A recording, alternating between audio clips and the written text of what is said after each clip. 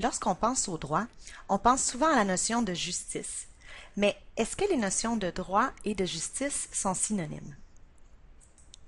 La justice, on peut la définir comme un principe moral de la vie sociale fondé sur la reconnaissance et le respect du droit et de l'équité.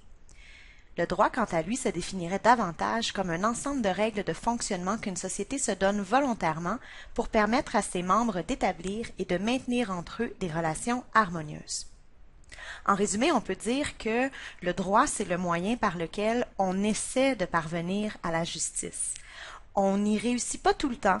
Dans une société où il y a plusieurs enjeux complexes qui cohabitent, c'est très difficile de faire une règle qui est parfaite, qui va s'appliquer à toutes les situations de manière adéquate. Donc, on va souvent voir des règles qui, de façon générale, s'appliquent bien, mais qui, de temps à autre, vont générer des petits résultats un peu plus absurdes. C'est une réalité avec laquelle il faut composer lorsqu'on essaie d'établir des règles juridiques. Si on parle un peu plus précisément du droit de l'environnement, maintenant, comment est-ce qu'on peut le définir? Quelle est sa nature? Bien, tout d'abord, c'est un droit mixte. On va voir dans quelques instants que le droit se sépare dans plusieurs domaines. Le droit de l'environnement appartient à plusieurs de ces domaines-là en même temps. Donc, il emprunte différentes règles. On va en parler plus en détail un petit peu plus loin. C'est aussi un droit qui est récent et en pleine évolution. C'est au courant des années 70 qu'on a vu les premières lois environnementales adoptées au Québec, mais également là dans d'autres pays. C'est pas mal dans les années 70 que tout ça a pris naissance. Donc, c'est encore relativement récent dans l'échelle de l'histoire du droit. Alors, ce sont des règles qui sont encore en train d'évoluer, de prendre forme. On trouve différents outils juridiques pour parvenir à nos fins en droit de l'environnement. Par exemple, on a vu dernièrement avec le marché du carbone des outils économiques qui sont utilisés à l'intérieur du droit de l'environnement. Donc, ça a évolué. C'est aussi un droit qui est influencé par la science et les valeurs morales. Donc, au fur et à mesure que nos connaissances scientifiques en matière d'environnement évoluent, mais le droit va suivre puis va s'adapter. Puis pour ce qui est des valeurs morales, il faut se rappeler que le droit va toujours demeurer le reflet des valeurs d'une société. On ne peut pas adopter des règles, même si de façon abstraite et objective, elles nous semblent bonnes, mais si la société n'est pas prête à accepter ces règles-là parce que c'est contraire à ses valeurs, eh bien, ça ne tiendra pas la route. Donc, c'est également le cas en environnement, où est-ce qu'on doit suivre un peu là, la volonté de la population de se faire assujettir à un régime juridique qui serait plus sévère. Le droit de l'environnement peut également être vu sous deux angles. D'une part, un domaine de gestion, c'est-à-dire que dans nos activités quotidiennes, on va organiser nos activités, qu'on soit une personne ou une entreprise, de façon à ce que nos activités soient conformes au droit de l'environnement. Si on prend le langage d'une entreprise, on va parler d'une gouvernance environnementale. On peut mettre en place des programmes pour s'assurer que dans les opérations d'une entreprise, bien, les différentes exigences légales sont respectées. Vous allez peut-être entendre parfois l'expression gestion de risque. C'est une expression que je n'aime pas personnellement, alors je vous encourage à ne pas l'utiliser. Les entreprises souvent vont utiliser l'expression gestion de risque pour décrire une situation où ils ne sont pas tout à fait conformes au droit de l'environnement, mais ils décident de prendre le risque. Parfois, ils vont compter sur le fait que le ministère de l'Environnement, n'a pas des inspecteurs partout, ne peut pas tout voir. Des fois, on va aussi se dire, c'est un petit détail, c'est pas si important, et on va appeler ça dans le jargon gérer le risque.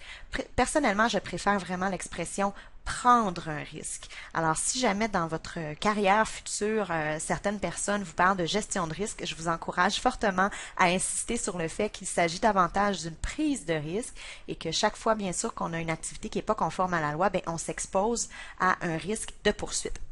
Ce qui m'amène au deuxième volet du droit de l'environnement. Au-delà d'une gestion quotidienne, ça peut aussi faire l'objet de conflits.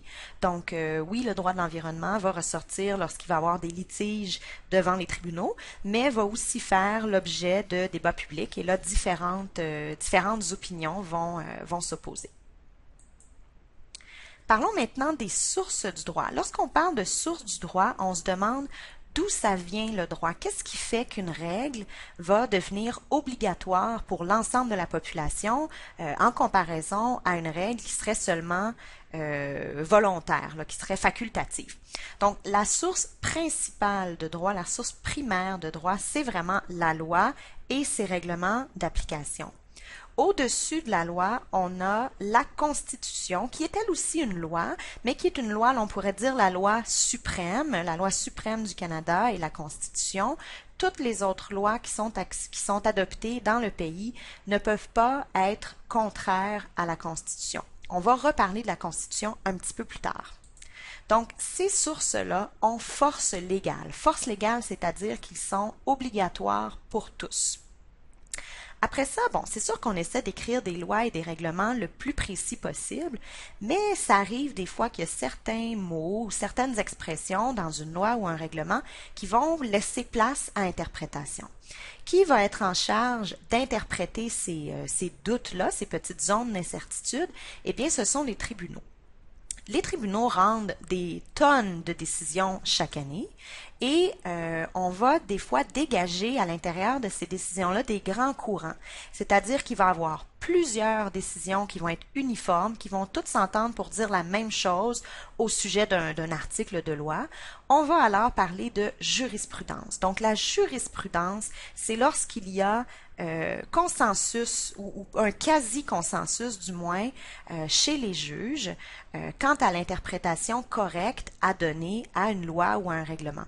Donc ce consensus-là qui est établi dans la jurisprudence va devenir une source de droit parce que à partir du moment où on a une masse critique là, dans les décisions des tribunaux, ben ça va devenir l'interprétation officielle de l'article. Ça va être très très très difficile de faire un argument comme quoi il faudrait donner une autre interprétation à l'article. Donc la jurisprudence vient appuyer, là, vient interpréter les lois et les règlements. Ensuite, on a la doctrine. La doctrine, ça, c'est pas une source qui est propre au domaine juridique. Vous en avez dans plein d'autres domaines d'études, c'est tout simplement les écrits des auteurs. Donc, les gens qui ont des études avancées sur un sujet donné et qui vont écrire soit des articles dans des périodiques ou des monographies ou d'autres publications officielles, bien entendu. Donc, il y a la même chose du côté juridique. Il y a des juristes qui, bon, souvent vont avoir un doctorat en droit et vont publier différents écrits pour donner leur opinion, pour faire des analyses sur quelle devrait être l'interprétation à donner dans une situation X ou Y. Il est assez fréquent que les juges vont s'appuyer sur la doctrine au moment de rendre leur décision. Donc, ça va venir être un motif supplémentaire à leur décision pour la justifier. Donc, dans ce sens-là, la doctrine est une source de droit, mais uniquement dans la mesure où elle va être reconnue dans la jurisprudence. Et finalement, on termine avec la coutume. La coutume, c'est de plus en plus rare, mais fut un temps où l'ensemble du droit n'était pas écrit. Hein, là, plus ça va, plus le temps passe, on écrit des nouvelles lois, donc on a tout ça par écrit, mais ça n'a pas toujours été le cas. Et fut un temps où il y avait certaines règles qui étaient non écrites, mais tout le monde était d'accord pour les appliquer. Par exemple, pendant longtemps, c'est un petit détail, mais c'est une illustration, pendant longtemps, il était écrit nulle part que dans le droit corporatif, c'était le président du conseil d'administration qui devait présider les assemblées du conseil d'administration. Bon, vous allez me dire, c'est une évidence, le président doit présider, mais ce n'était pas écrit, pourtant tout le monde le faisait, sachant que c'était la coutume. Donc, de cette façon-là, la coutume peut être source de droit. Je vous parle ensuite des contrats. Les contrats, je veux les mentionner dans les sources de droit parce que c'est vrai qu'ils ont une portée obligatoire. Toutefois, c'est obligatoire pour les parties seulement. C'est uniquement si vous avez signé un contrat que vous et votre co-contractant allez être obligés de le respecter. Les personnes qui n'ont pas signé le contrat, on va souvent les appeler des tiers. Donc, les tiers au contrat ne sont pas forcés de suivre ce qui est écrit dans le contrat. Donc, le contrat, on peut le percevoir comme une source de droit, mais à une toute petite échelle, à l'échelle des parties qui l'ont signé. Et finalement, je veux vous parler des documents administratifs. Les documents administratifs, c'est différents documents qui sont adoptés, par exemple, par les ministères. Donc, dans notre cas, là, par le ministère de l'Environnement. On peut parler de politique, de directives, de lignes directrices, de bulletins d'interprétation, de différentes notes. Ce qui est important à retenir, c'est que les documents administratifs n'ont pas force légale. Ils ne sont pas obligatoires. Pourquoi? Parce qu'ils ne sont pas adoptés suite au processus démocratique d'adoption des lois. Donc, ce sont uniquement des documents que le ministère peut se donner pour s'aider dans sa tâche. Par exemple, vous êtes analyste au ministère de l'Environnement, vous devez analyser les demandes d'autorisation que vous recevez et vous en recevez une panoplie là, dans une année. Eh bien, peut-être que le ministère va élaborer des lignes directrices pour vous aider dans votre prise de décision. C'est un encadrement, ça vous aide, mais vous n'êtes pas tenu de l'appliquer de la même façon qu'on est tenu d'appliquer un règlement. Donc, documents administratifs n'ont pas de force obligatoire. On passe maintenant au domaine du droit. Pourquoi c'est important de distinguer les domaines du droit? C'est que dépendamment du domaine dans lequel on se trouve, il va y avoir différentes règles de fonctionnement qui vont s'appliquer. Ces différentes règles-là peuvent toucher, par exemple, le fardeau de preuve. Le fardeau de preuve, c'est qu'est-ce qu'une personne doit démontrer, qu'est-ce qu'une personne doit prouver devant le tribunal pour gagner sa cause. Ce fardeau-là n'est pas le même, par exemple, si je suis en droit civil ou si je suis en droit pénal. En droit pénal, je dois faire la preuve hors de tout doute raisonnable.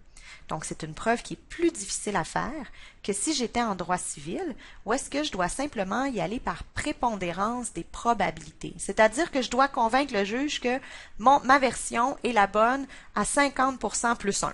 Je dois simplement le convaincre de 50% plus 1 en droit civil, tandis qu'en droit pénal, c'est hors de tout doute raisonnable, donc c'est beaucoup plus sévère. Alors, donc, une différence entre les domaines de droit dans le fardeau de preuve. Il peut y avoir des différences dans le résultat d'une poursuite qui serait intentée dans différents domaines de droit. En droit pénal, on va chercher à punir la personne. En droit civil, on va plutôt chercher à obtenir une compensation financière. Donc, si vous décidez de passer par le droit pénal, pour obtenir une compensation financière, ça ne marche pas. Vous n'êtes pas dans la bonne structure, vous n'appliquez pas les bonnes règles. Donc, c'est important de bien comprendre là, les distinctions entre les domaines du droit. On va regarder rapidement ensemble le graphique que vous avez devant les yeux. Donc, on voit tout d'abord, j'ai séparé entre le droit international et le droit national. Du côté du droit international, on a deux catégories, le droit international privé et le droit international public. Le droit international public, c'est le droit entre les États. Donc, ce sont les États qui sont les sujets de droit. Ils vont signer entre eux des conventions internationales.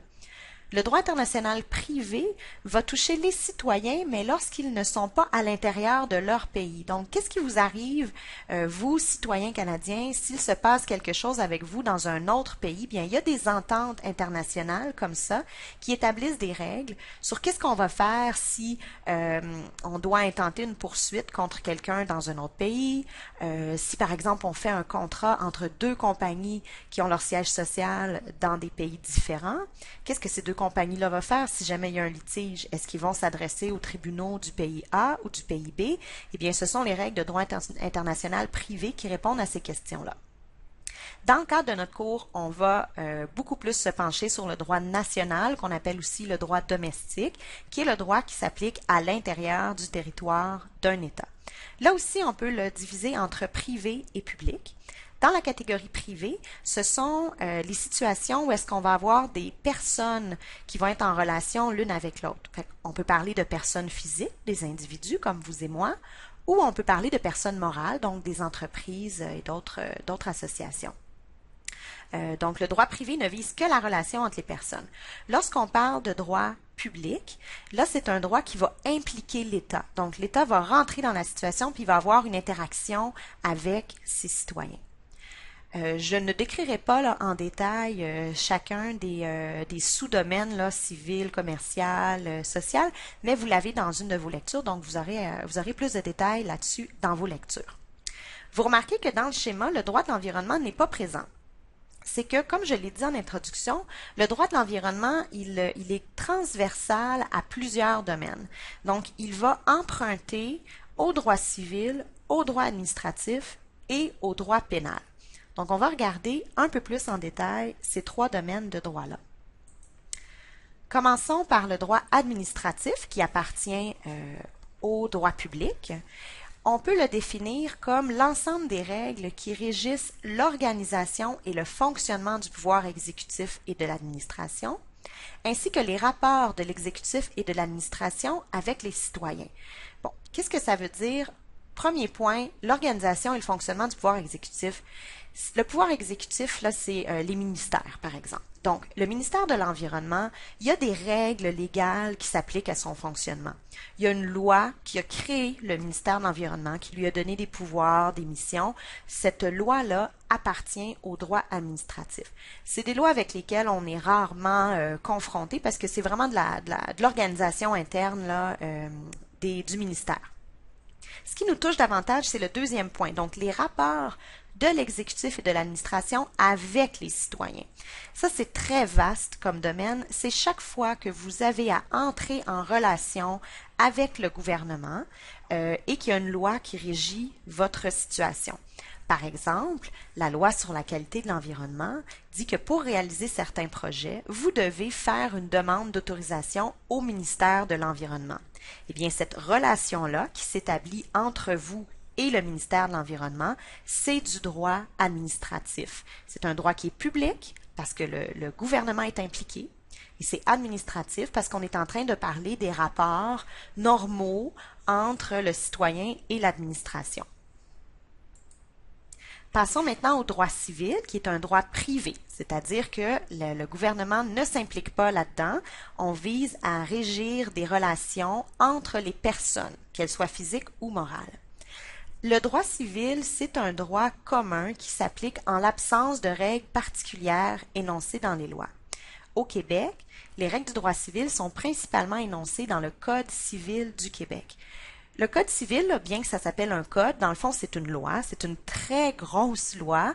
C'est publié dans un bouquin, un livre qui fait plusieurs centaines de pages et ça touche à peu près tous les aspects de notre vie, de notre naissance à notre mort. Donc, on va trouver des règles là-dedans sur les contrats, sur le mariage, le divorce, les testaments, la faillite. Il y a vraiment là un large éventail de règles et c'est donc le droit commun qui s'applique aux personnes dans leurs relations là, tout au long de leur existence. Bien que ce soit des règles d'application générale, il y a plusieurs situations où elles peuvent s'appliquer dans un contexte environnemental. Ce sera le sujet de notre module 2. Donc, au module 2, on va se pencher là, sur l'application du droit civil en droit de l'environnement.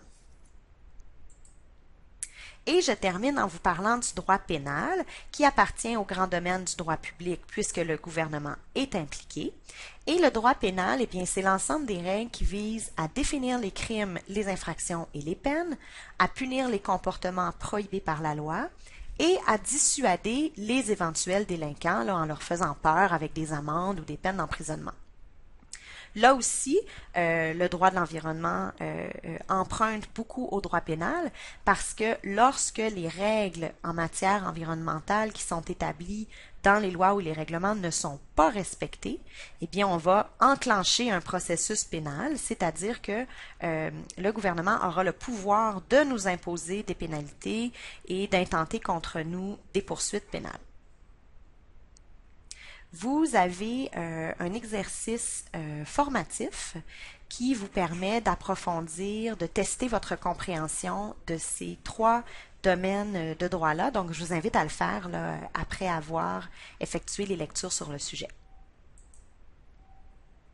Je vous ramène ici le graphique des domaines de droit parce que je ne sais pas si vous avez remarqué, il y en a un que je n'ai pas mentionné, puis pourtant, on en entend beaucoup parler dans l'actualité, où est-ce qu'il y a des choses qui se passent, puis il y a des décisions qui se prennent par rapport au droit de l'environnement, et c'est le droit international public. On entend, par exemple, en 2015-2016, on a entendu beaucoup parler de l'accord de Paris sur le climat. Est-ce que des documents comme ça, sur la scène internationale, contribuent au droit applicable au Québec et au Canada? En d'autres mots, est-ce qu'on peut dire que le droit international est une source de droit? Est-ce qu'il y a des règles qui s'appliquent à nous qui découlent du droit international public?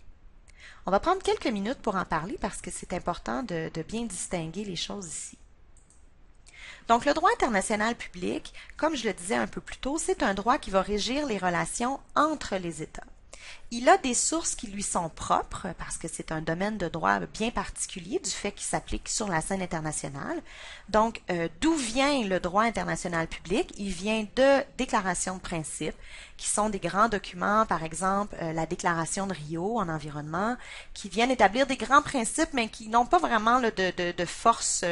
C'est pas vraiment des règles auxquelles on peut qu'on peut respecter facilement. C'est plus des grands énoncés de principes qui vont guider nos décisions. Ensuite, là, les documents qui sont un peu plus précis, ce sont les conventions, les protocoles et les traités. Les trois termes sont pas mal synonymes, là. Des fois, ça va dépendre du nombre d'États qui ont participé à la signature ou du niveau de précision du document, mais conceptuellement parlant, la convention, protocole et traité, c'est pas mal la même chose. C'est dans un certain sens, c'est comme des contrats. C'est des contrats entre les États. Donc, les États s'entendent entre eux pour créer du droit de façon volontaire. Donc, il y a du droit international de l'environnement qui va découler de ces conventions, protocoles et traités. Il y a également des résolutions d'organismes internationaux qui peuvent créer le droit international, par exemple les résolutions du Conseil de sécurité ou de l'Assemblée générale de l'ONU. Et finalement, on retrouve notre coutume dont on avait parlé comme source de droit domestique un peu plus tôt, qui est beaucoup plus importante, beaucoup plus présente en droit international public, parce que là, ce n'est pas vrai que toutes les règles sont codifiées dans des conventions. Il y en a de plus en plus qui le sont, mais il y a encore certaines règles qui découlent de la coutume. Quelques mots ici sur les étapes d'adoption d'une convention internationale. Donc, qu'est-ce qui fait que qu'on part d'une idée, d'une négociation et qu'on en vient à adopter une convention internationale? La première étape, c'est l'émission des pleins pouvoirs. C'est une formalité, mais c'est l'étape par laquelle le gouvernement va donner à ses émissaires, à ses envoyés, les pouvoirs de négocier en leur nom. Donc, ces personnes qui sont investies du pouvoir de négocier de l'État vont participer aux négociations. Les négociations, on l'espère, vont aboutir sur une entente et on va signer le document sur lequel on s'est entendu. Mais là, attention, la signature du document, du traité, n'équivaut pas à son entrée en vigueur. Il y a encore des étapes à franchir. La signature, dans le fond, c'est juste une entente de principe. Les personnes chargées de négocier au nom des États vont donc parvenir à un consensus, à une entente, vont signer et vont ensuite ramener ça chez eux, ramener ça à la maison, et là, le gouvernement va s'en saisir, et on va si on est capable, dans les faits, de mettre en œuvre la Convention à l'intérieur du territoire de l'État. Donc, on va avoir des discussions avec le Parlement, on va voir pratico-pratique, qu'est-ce qu'on pourrait faire pour mettre en œuvre la Convention, c'est quoi les lois qui vont devoir être adoptées. Si on est dans un pays comme le Canada, où est-ce qu'il y a des provinces qui ont des compétences en législation, ben on va aussi devoir discuter avec les provinces, voir quel rôle elles vont jouer. Fait qu'il y a un processus de réflexion qui va s'enclencher à ce sujet-là. Et lorsque l'État est donc convaincu que c'est possible, que c'est réalisable de mettre en œuvre la Convention sur ce territoire, on va passer à l'étape de la ratification. Puis là, on vient comme confirmer, dans le fond, la première signature qu'il y a eu, là, on vient officialiser la chose. Et ce n'est qu'après ça que les traités pourront entrer en vigueur. Et là, bien souvent, les traités vont prévoir des conditions, des critères pour leur entrée en vigueur. Par exemple, l'accord de Paris sur le climat a été signé par l'ensemble des délégations le 12 décembre 2015, mais il est seulement entré en vigueur le 4 novembre 2016. Pourquoi il y a eu ce délai-là? C'est que l'accord de Paris nécessitait, pour entrer en vigueur, la ratification par 55 pays responsables ensemble d'au moins 55% des émissions de gaz à effet de serre pour entrer en vigueur. Donc, il avait fixé ce seuil-là à son entrée en vigueur. Et c'est finalement le 5 octobre 2016 que l'Union européenne a ratifié l'accord de Paris, ce qui a permis de rencontrer le critère des 55 pays responsables d'au moins 55% des émissions, et l'accord est entré en vigueur 30 jours plus tard.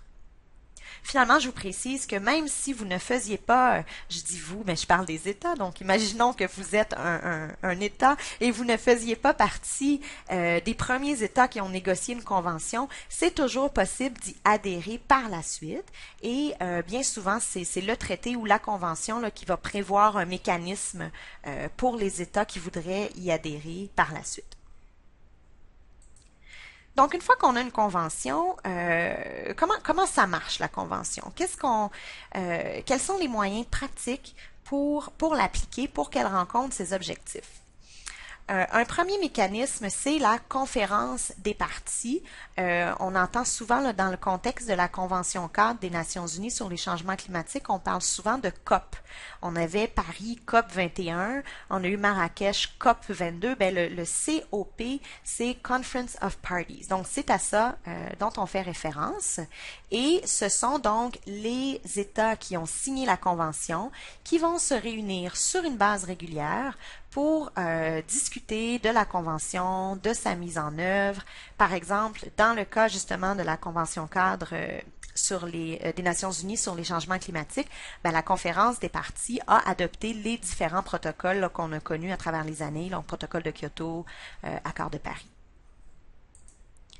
Le deuxième mécanisme par lequel une convention peut fonctionner, c'est la création d'un organisme international. Par exemple, l'accord nord-américain de coopération dans le domaine de l'environnement, qui est un accord parallèle à l'ALENA, a créé la Commission de coopération environnementale.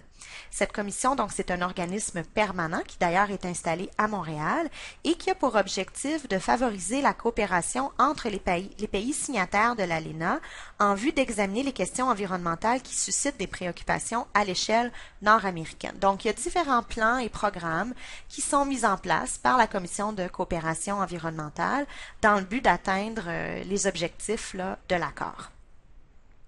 Et finalement, le troisième mécanisme dont je veux vous parler, ce sont les rapports périodiques obligatoires. Donc, plusieurs conventions vont forcer, faut le dire rapidement, hein, parce que vous savez comme moi qu'en droit international, tout dépend de la bonne volonté des États. Donc, des conventions vont prévoir que les États parties doivent soumettre des rapports périodiques pour faire état de l'avancement de leurs travaux là, vers l'atteinte des objectifs de la Convention.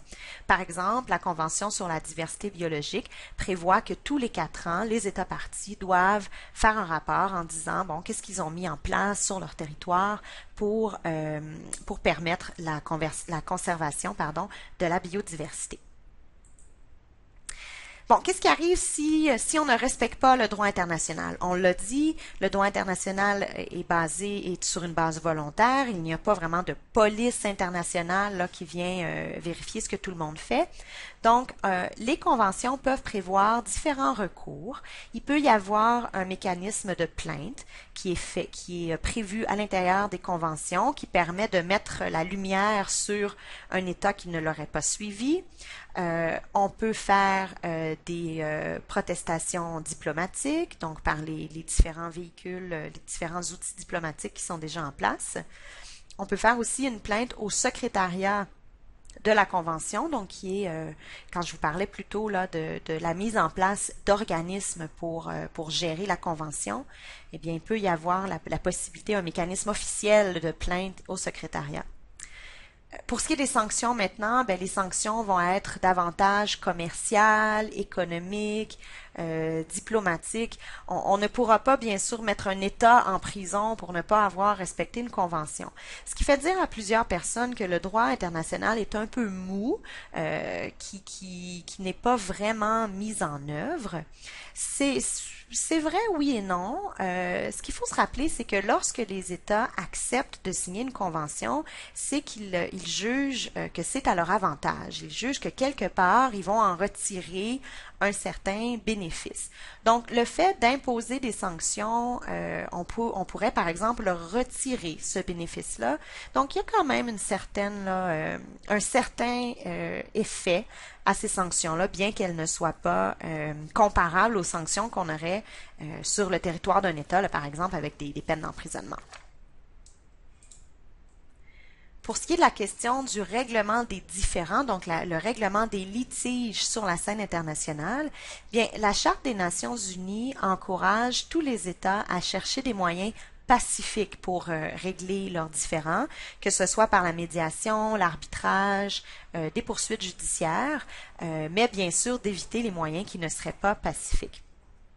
Il existe la Cour internationale de justice qui est l'organe judiciaire principal de l'ONU et qui offre aux États la possibilité de présenter leurs questions juridiques donc devant cette Cour et la Cour tranchera sur la base de l'analyse du droit international public qui s'applique. Encore une fois, c'est volontaire. Il faut que les deux États acceptent de soumettre leurs différends à la Cour internationale de justice. Ceci dit, le recours à la Cour internationale de justice là, arrive à plusieurs occasions, donc ce n'est pas chose rare là, que des États décident de s'adresser à la Cour internationale de justice pour régler une question juridique. Les conventions elles-mêmes peuvent également prévoir des mécanismes qui vont venir prévoir des règles sur la manière de régler les différends qui pourraient découler de cette convention-là en particulier.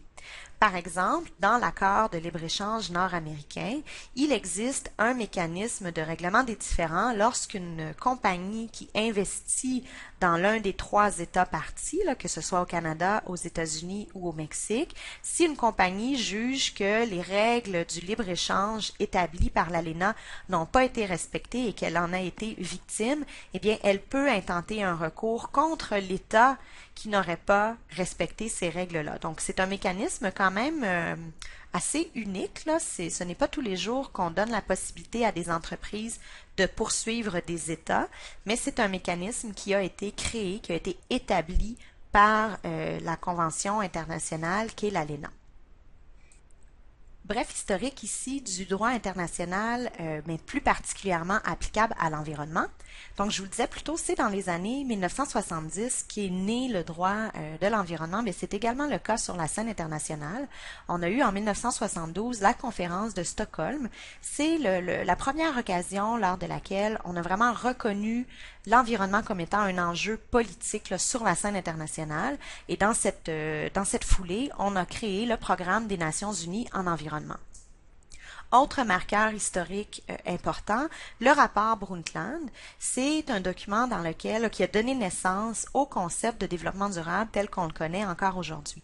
Donc toute l'idée d'un développement qui ne compromet pas le développement des générations futures a vu le jour avec le rapport Brundtland.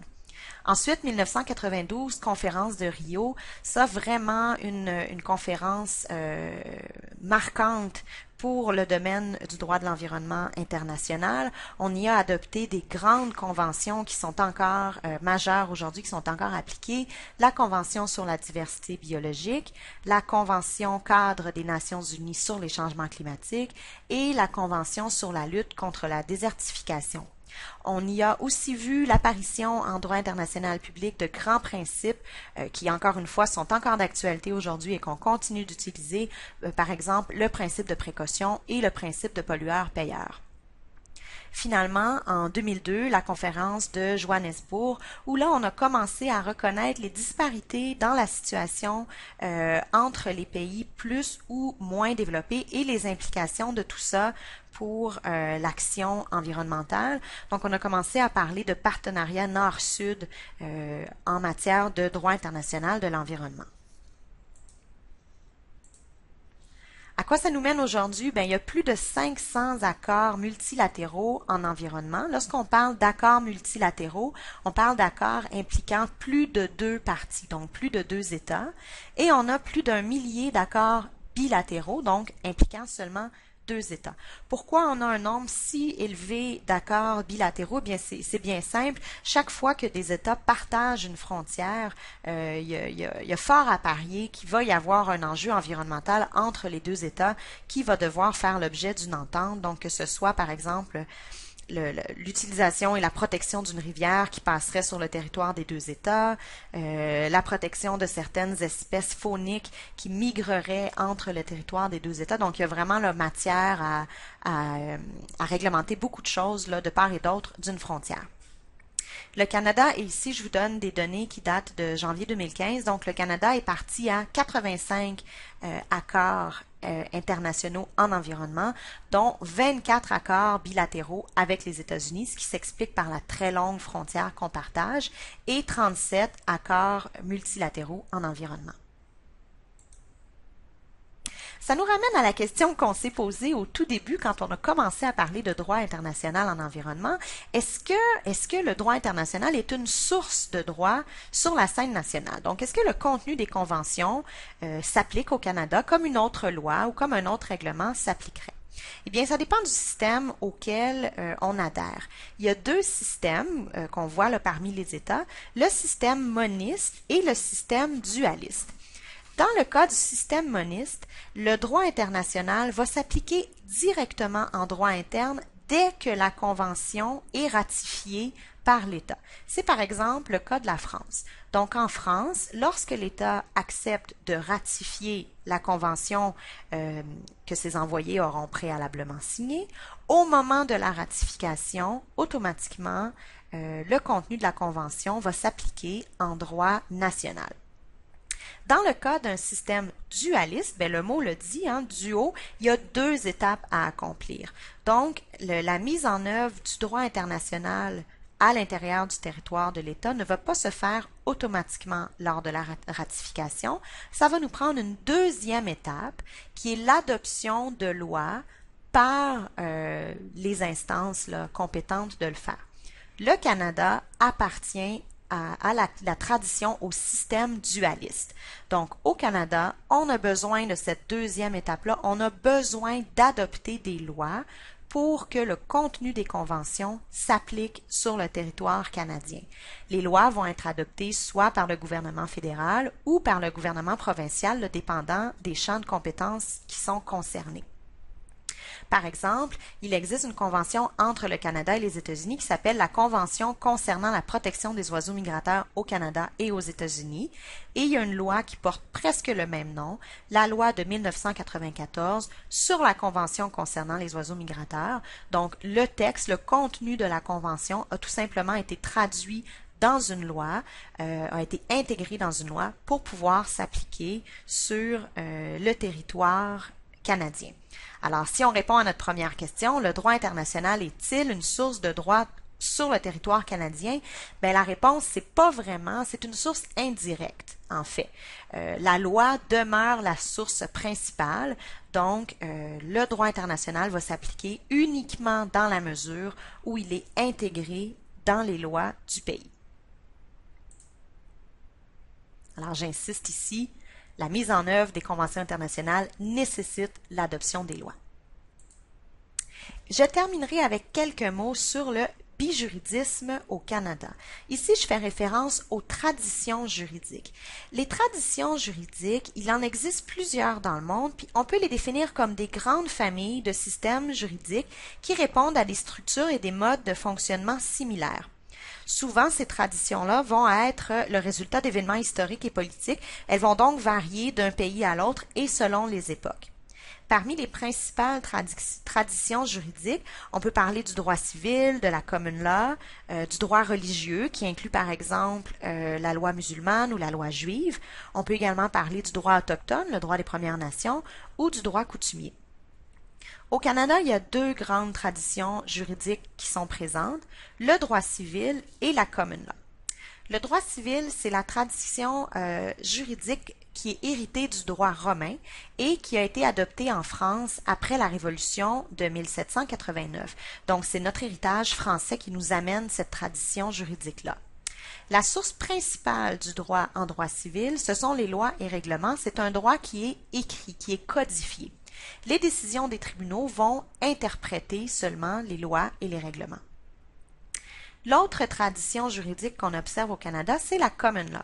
La common law est l'origine des décisions des tribunaux britanniques après la conquête normande de 1066. Donc, à l'époque, le droit n'était pas écrit, le droit commun n'était pas écrit, donc c'est vraiment dans les décisions des tribunaux qu'on retrouvait le droit. C'en était la source première. Donc, selon la tradition de la common law, c'est la jurisprudence qui établit des précédents, qui est la source principale. Et ces précédents-là, par contre, peuvent être annulés par des lois. Donc, on peut adopter des lois, mais à la base, historiquement, c'est un droit qui était très peu écrit et qu'on retrouvait principalement dans les décisions des juges. Ce qui veut dire que le rôle de la jurisprudence en droit civil et en common law n'est pas tout à fait le même. En common law, on retrouve la règle du stare decisis. Donc, stare decisis, une expression latine qui signifie s'en tenir à ce qu'il a été décidé. Donc, une fois, selon les règles de la common law, une fois qu'une cour a rendu une décision sur un sujet donné, toutes les cours qui sont inférieures dans la hiérarchie doivent respecter à tout prix la décision qui a été rendue par la cour qui est plus haute dans la hiérarchie. Donc, si par exemple la cour d'appel rend une décision sur un sujet X, eh bien les cours supérieures qui sont situées en dessous de la cour d'appel dans la hiérarchie sont tenues, dans la tradition de la common law, de respecter la décision qui a été rendue par la cour d'appel. En droit civil, il n'y a pas la règle du stare decisis. Donc, théoriquement, chaque cour pourrait rendre la décision qui lui plaît, la décision qui lui semble la plus appropriée. Ceci dit, ce ne serait pas très souhaitable comme situation parce qu'on se retrouverait avec une certaine incertitude, il y aurait trop de variantes possibles dans toutes les décisions qui seraient rendues par les tribunaux. Donc, on va dire que la jurisprudence a quand même une autorité persuasive. Les juges vont quand même beaucoup se fier aux décisions qui ont été rendues par les cours d'un niveau hiérarchique plus élevé, par exemple la Cour d'appel ou la Cour suprême, bien que ce ne soit pas obligatoire de les respecter, mais dans un souci de stabilité du droit et de prévisibilité, là, les juges vont quand même accorder une autorité persuasive à ces décisions-là qui ont été rendues. Donc, le bijuridisme au Canada, donc le fait qu'on voit la présence et de droit civil et de common law, c'est un héritage de notre histoire. Alors, je ne vous donnerai pas un cours d'histoire ici, mais très rapidement, on va regarder différents faits historiques marquants. Donc, tout d'abord, sous le régime français, fait que jusqu'à 1760, les lois et usages de la coutume de Paris étaient en application au Québec. Donc, c'était vraiment le même droit, le droit français s'appliquait sur le territoire de la Nouvelle-France. Ensuite, il y a eu la conquête. Donc, entre 1760 et 1774, on a carrément remplacé le régime français par le régime anglais. Alors là, tout le territoire de la Nouvelle-Angleterre était assujetti au droit anglais. Un fait très important ici, et c'est ça qui explique le bijuridisme, c'est l'Acte de Québec en 1774. Donc, à l'époque, il y avait beaucoup de pression populaire chez les Canadiens français qui, eux, avaient été habitués pendant tout le régime français à vivre selon un régime juridique, selon la tradition du droit civil. Et là, on venait de faire un changement et de mettre en place la tradition de la common law. Donc, la population canadienne-française n'était pas très satisfaite de la situation. Donc, il y a des pressions populaires qui étaient effectuées. Et il y avait aussi un début de révolte en Nouvelle-Angleterre.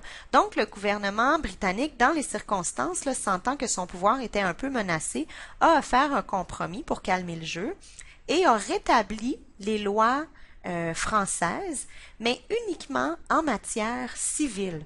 Alors, on se rappelle tout à l'heure, quand on parlait des domaines de droit, le droit civil, c'est un droit privé qui s'applique aux relations entre les personnes. Alors, pour calmer la population canadienne-française, le régime britannique a dit, d'accord, on va vous permettre de revenir aux règles et aux lois avec lesquelles vous êtes habitués de fonctionner. Ceci dit, ça s'appliquait uniquement pour le droit civil. Donc, tout ce qui était le droit public, les relations entre les personnes et le gouvernement, on a maintenu la common law en place. Alors, on se retrouvait avec les deux traditions juridiques qui coexistaient. Ensuite, on a eu l'acte constitutionnel en 1791 qui a divisé le Canada en Bas-Canada et en Haut-Canada. Après, on a changé d'idée avec l'acte d'union. En 1840, on a réunifié les deux provinces sous un même gouvernement. Autre fait historique intéressant, Code civil du Bas-Canada. Donc, c'est à partir de 1866 qu'en matière civile, le Bas-Canada s'est doté de sa propre loi. Donc, on a arrêté d'appliquer directement ce qui était appliqué en France et on s'est doté de règles qui nous sont propres, mais qui, bien sûr, étaient fortement inspirées de ce qui se passait en France là, à l'époque. Finalement, autre point majeur, eh bien, l'acte de l'Amérique du Nord britannique 1867, donc naissance du Canada tel qu'on le connaît aujourd'hui, loi constitutionnelle, création de la Confédération canadienne, premier partage des pouvoirs entre les provinces et le gouvernement fédéral. On y reviendra un peu plus tard sur ce fameux partage des pouvoirs. Toutefois, la loi constitutionnelle adoptée en 1867 demeure une loi britannique, donc c'est la Grande-Bretagne qui a le pouvoir de la modifier. 1931, statut de Westminster, le Canada obtient l'indépendance juridique. Donc, jusqu'à cette date, jusqu'en 1931, le Canada devait faire ratifier ces lois par le gouvernement britannique. Donc, il n'y avait pas une indépendance juridique. Ce qui a été acquis à compter de 1931. Toutefois, la Constitution de 1867 demeurait une loi britannique. Donc ça, le Canada n'avait toujours pas le pouvoir de la modifier. Et cette situation a finalement changé en 1982 avec le rapatriement de la Constitution. Donc le Parlement britannique a renoncé complètement à son pouvoir de légiférer au Canada. On a rapatrié le texte de 1867. On a accolé à ce texte-là la loi constitutionnelle de 1982 qui contient, entre autres, la Charte canadienne des droits et libertés. Petit incident historique ici, le Québec n'a jamais consenti à ce rapatriement de la Constitution. Ici, on fait référence à l'événement historique qu'on appelle la Nuit des longs couteaux, qui s'inscrit dans le cadre de cet événement-là du rapatriement de la Constitution. Alors, le résultat de tout ça, eh bien, c'est que le Québec, encore aujourd'hui, possède deux traditions juridiques qui coexistent. Ce n'est pas le cas de tout le reste du Canada qui répond uniquement à la tradition juridique de la common law, donc la tradition britannique, mais au Québec, on a un mélange. On a donc tout ce qui est le droit privé, donc le droit qui vise les relations des personnes, dépend de la tradition du droit civil, tandis que le droit public dépend de la tradition de la common law. Dans les faits, pour les fins de notre étude, pour les fins de notre cours, vous allez remarquer que ça n'a pas une signification énorme. C'est une donnée de contexte que je vous donne comme ça au début du cours afin de bien comprendre le contexte juridique applicable au pays. Mais qu'on se trouve en droit privé, qu'on se trouve en droit public, on va toujours appliquer le même raisonnement qui est de se demander est-ce qu'il existe une loi qui régit ma situation? Et s'il existe une loi sur le sujet, eh bien ce sera la principale source de droit qu'on va aller consulter. Ensuite, si la loi porte à interprétation, ou il peut arriver des cas où il n'y a pas une loi qui vient donner une règle précise sur un sujet donné, eh bien là, on va se rabattre sur la jurisprudence puis on va tenter d'aller chercher un peu plus d'informations à ce sujet. Alors, c'est ce qui conclut notre étude du thème 1. Je vous invite maintenant à faire les lectures et réaliser les exercices que vous trouverez sur le sujet dans Moodle.